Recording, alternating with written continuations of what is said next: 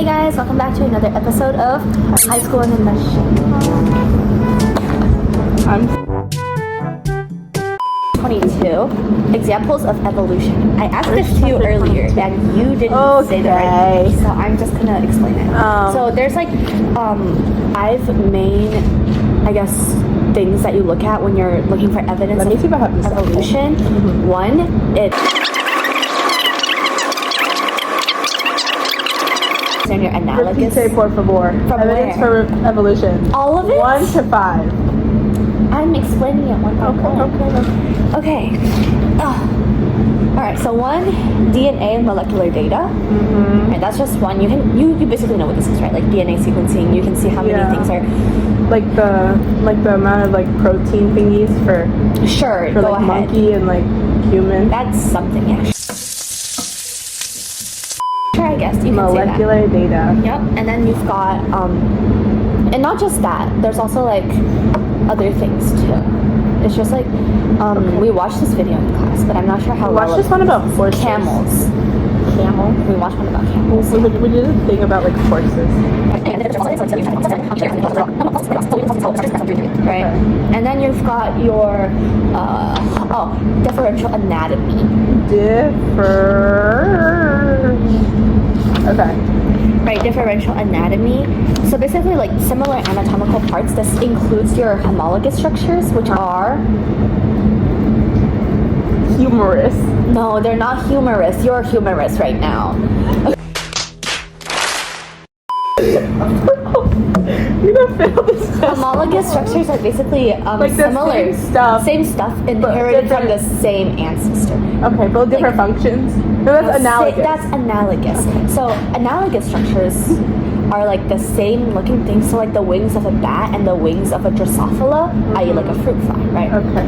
Those are analogous structures. So they like, and this can also tie into convergent evolution, where it's like. Is that an evidence too? That's not an evidence, but I'm just tying things together for you, right? They have like, they're not at all related, but they had a similar problem, so they're gonna evolve to fit these structures. So that's analogous. That's analogous. Okay. And then what are vestigial?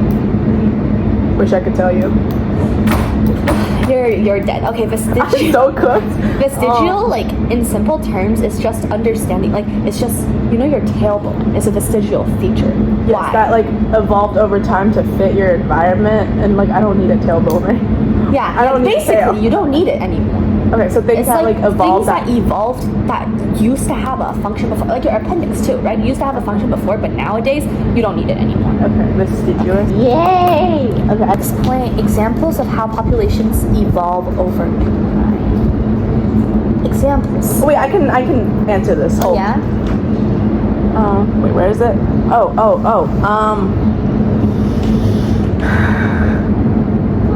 I can answer this where? Hold up. I am not using my notes. Oh, is it? No using notes. No notes. You're answering this on your own. Wait, what? Evidence for evolution and how they support each other, how organisms have... I think you have different notes. What? Okay. Mine was chapter 22, right? Mine too. It's the 3rd point. The differences between structures that are homologous and those that are... Oh, never mind. 2nd point. Examples of how populations continue No, to okay, evolve. yeah, we don't have the same. Yeah. Okay. So... Evidence for evolution? No. Wait, what was the question? We talked about that already. What was the question for you? The question was examples of how populations evolve over time. Like a population... Oh, is it like speciation? Yeah, I think so. So like no, not speciation. I don't think it's speciation.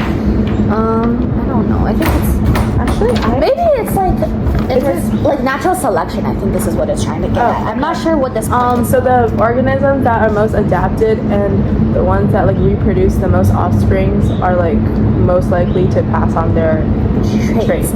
So allele frequencies are basically always changing for organisms or like populations that have like, I guess, different needs. Yeah.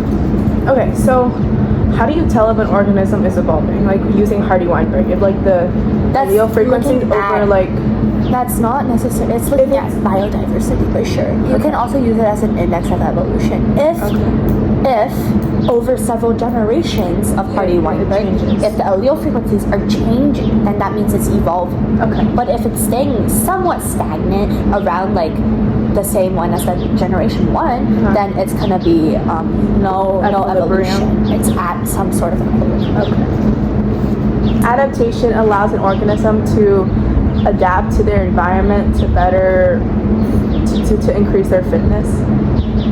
An organism. What? An organism? Just one organism? Like a population. Okay. Yeah. Sure. Okay. Yeah.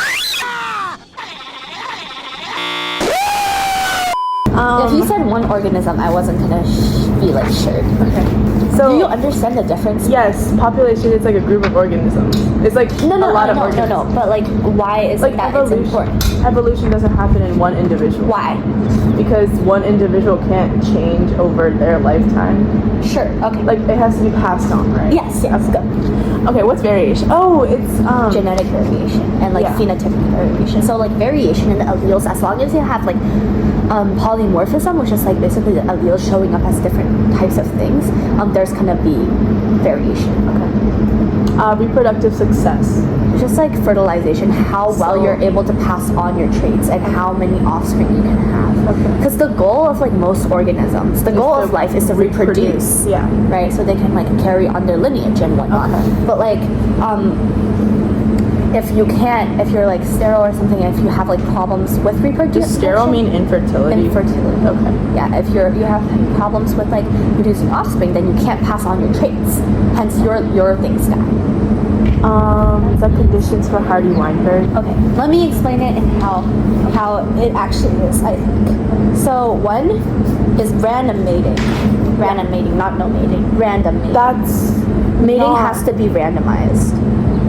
For Hardy Weinberg. Really? Yes. Then how is it staying at equilibrium? Because if it's choice, then it's not going to be at an equilibrium. Okay. No, I get it. 2, no mutation. You have that one, right? So yes, selective mating. No selective mating. Oh. Yes, random mating. Oh gosh. Okay. Big population size. Okay. What was that? No selection and no migration. Those are the conditions. I hope you guys are enjoying this. No lecture. mating. No mutation. No mutations. What do you mean? The fact that you screamed at no mating. That's what's astonishing. Okay, no mutation, big population. No genetic drift. Yeah. Huh? Genetic drift, like no like migration. No migration. Genetic drift is not migration. Oh, so okay. Read the 5 you have right now. Yes, random mating. No mutation, no migration, big pop, and no natural selection. Yep, that's right. Guys, I think she's cooked. I think I'm cooked Her too. test is tomorrow. Yeah. Mine's today. I hope I'm not cooked. I hope you are not cooked either, because if you're cooked, I'm cooked. If I'm cooked, everyone's cooked. Hey. Who wouldn't be cooked? Okay, so wait, so what's the difference between like, what's it called? Allopatric speciation and then sympatric speciation and then... Speciation?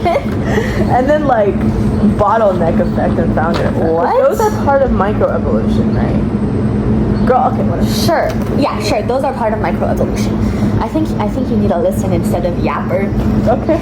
Okay. So allopatric speciation is basically okay. Let's start with. I think I know what this is. Sympatric is easier. To Sympatric is in one space where different like random like mutations or like adaptation or selective mating cause for it to have a new species. Basically. Okay. Yeah. And they're not physically separated. They're not physically separated. But allopatric is physically separated. What are you looking at? The cam. I'm so cooked, bro. Yeah, you should entertain them. Okay. And also, I know that the mitochondria is the powerhouse of the cell. That's like 4 units ago growing up. And also, okay, I know what endosymbiosis is.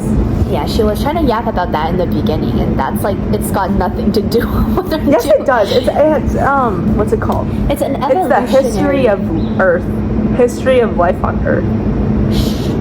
That's the unit. That's the chapter it's in.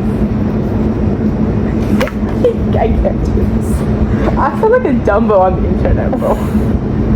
You sound like a Dumbo in real life right now. Bruh.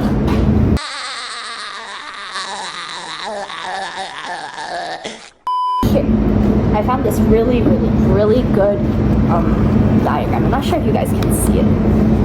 Should I zoom in? No, make your brightness. It's already bright. It's the brightest bright can be. This is it's upside down. Never mind, put it back then. I'll explain it to you. Okay. So, there's people having lunch inside. that means it's like halfway done. Yeah. Take a photo. I'm missing this one. So basically, it's just like in allopathic, there's gonna be like a physical barrier. No, I'll send it to you. I'll send it to you later. A physical barrier that divides the two populations. So over time, they're gonna speciate into 2 different like niches, and they're gonna Why?